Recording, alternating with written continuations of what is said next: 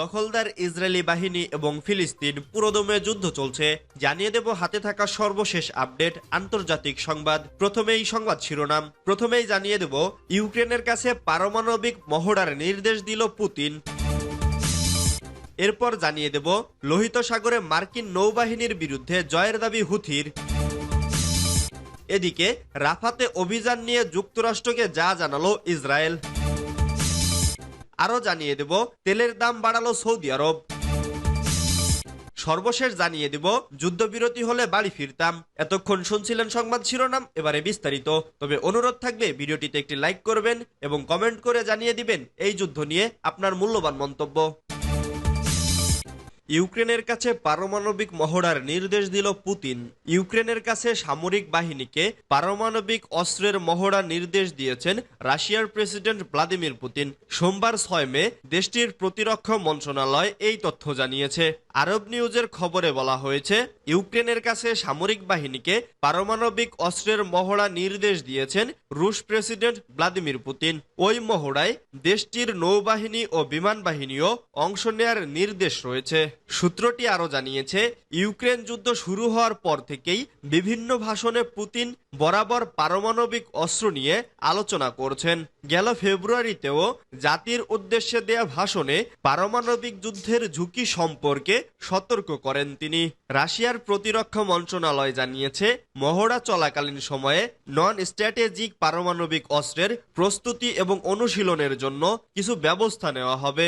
নন strategic পারমাণবিক অস্ত্র যুদ্ধক্ষেত্রে ব্যবহারের জন্য নকশা করা হয় এবং এটি ক্ষেপণাস্ত্রের মাধ্যমে পরিবহন করা সম্ভব। ক্রেমলিন বলেছে, কিছু পশ্চিমা কর্মকর্তার হুমকির মুখে রাশিয়ার আঞ্চলিক অখণ্ডতা নিশ্চিত করার লক্ষ্যে অদূর ভবিষ্যতে এই পারমাণবিক মহড়া অনুষ্ঠিত হবে।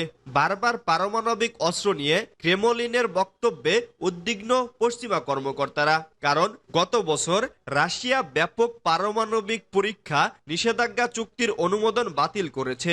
একই সাথে তারা যুক্তরাষ্ট্রের সাথে অস্ত্র নিয়ন্ত্রণ সম্পর্কিত একটি চুক্তি প্রত্যাহার করেছে। খবর আরব নিউজের। লোহিত সাগরে মার্কিন নৌবাহিনীর বিরুদ্ধে জয়ের দাবি হুথির। লোহিত সাগরে মার্কিন নৌবাহিনীর বিরুদ্ধে জয়ের দাবি করল ইয়েমেনের সশস্ত্র বিদ্রোহী গোষ্ঠী হুথি। হুথি নিয়ন্ত্রিত এলাকায় হামলা চালানোর পর ইয়েমেনের উপকূলবর্তী আন্তর্জাতিক জলসীমায় মার্কিন জাহাজে হামলা চালায় হুথিরা। হামলায় সেখানে মার্কিন নৌবাহিনীর জাহাজকে পরাজিত করার দাবি করেছে ইরান সমর্থিত গোষ্ঠীটি।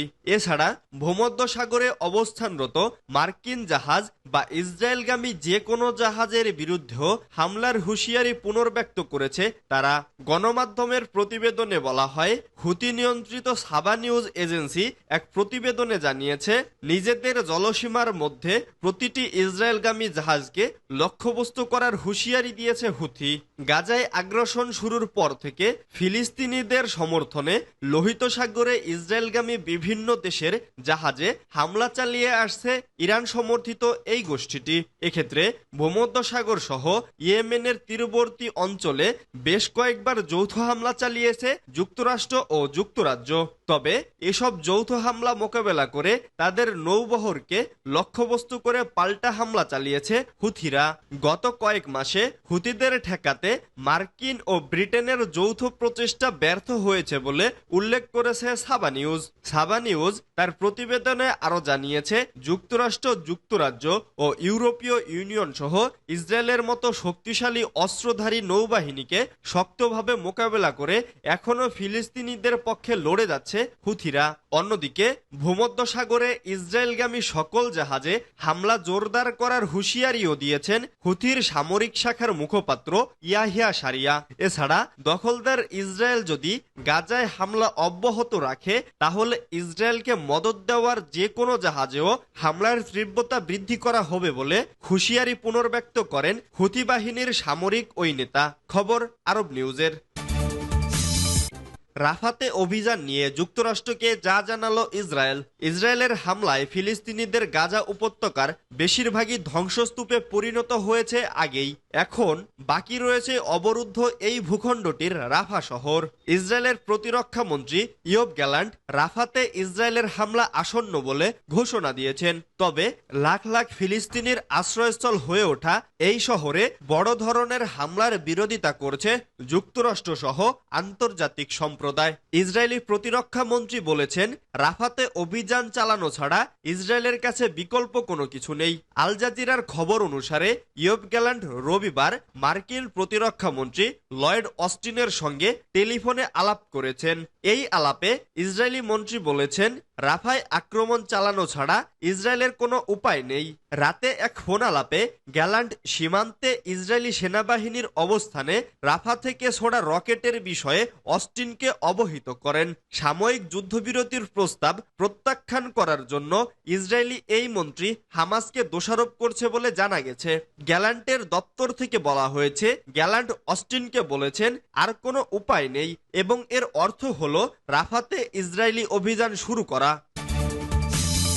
তেলের দাম বাড়ালো সৌদি আরব। সোমবার সকালে বিশ্ববাজারে জ্বালানি তেলের দাম বেড়েছে।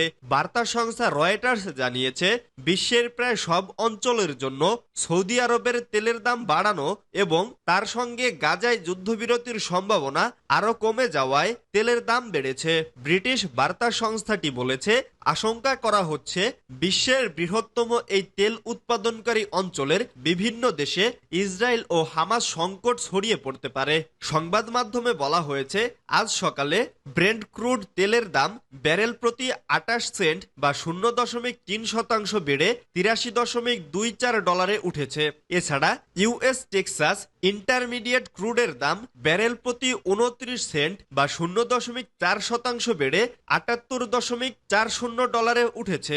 জুন মাসে এশিয়া, উত্তর পশ্চিম ইউরোপ ও ভূমধ্যসাগর অঞ্চলের দেশগুলোতে যে তেল বিক্রি করবে সৌদি আরব তার দাম বাড়ানো হয়েছে।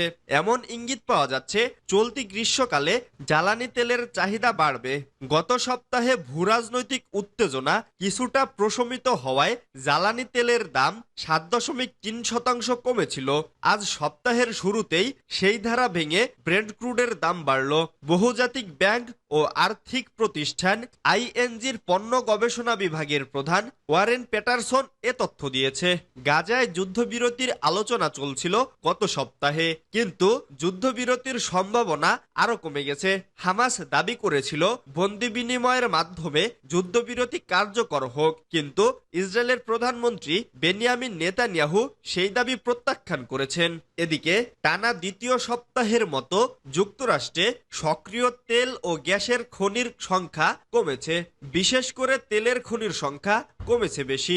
এক সপ্তাহের ব্যবধানে 7টি কমে গিয়ে সক্রিয় খনির সংখ্যা কমে দাঁড়িয়েছে 499টি। 2023 সালের নভেম্বর মাসের পর আর কখনো এক সপ্তাহের ব্যবধানে এতগুলো খনি উৎপাদনের বাইরে চলে যায়নি।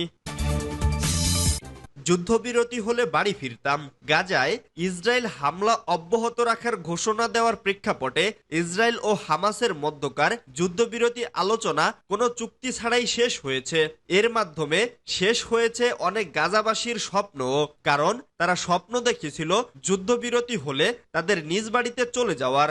সোমবার কাতার ভিত্তিক সংবাদ মাধ্যম আল জাজিরার এক প্রতিবেদনে এ তথ্য জানানো হয়েছে। প্রতিবেদনে বলা হয়েছে, যুদ্ধবিরতি শব্দটি গাজার বাসিন্দাদের শ্রন্তিকর ইচ্ছা, আশার শেষ প্রতীকের মতো হতাশার উৎস। গাজা উপত্যকায় গত 7 মাস ধরে চলা ইসরায়েলের হামলায় কমপক্ষে 34,683 জন নিহত এবং কমপক্ষে 78,018 জন আহত হয়েছে। এই 7 মাস ধরে অনেক গাজাবাসীর একটাই স্বপ্ন, স্থায়ী যুদ্ধবিরতি। এমনই স্বপ্ন দেখেন আবির আল নামরুতি নামের গাজার এক বাসিন্দা। তিনি দিনরাত তার ফোনে গাজার সংবাদ শুনতে থাকেন। তিনি প্রায়ই নিউজ বুলেটিন শুনতে শুনতে ঘুমিয়ে পড়েন। তিনি আল জাজিরাকে বলেন, আমি যুদ্ধবিরতি শব্দটি না শোনা পর্যন্ত শুনতেই থাকব।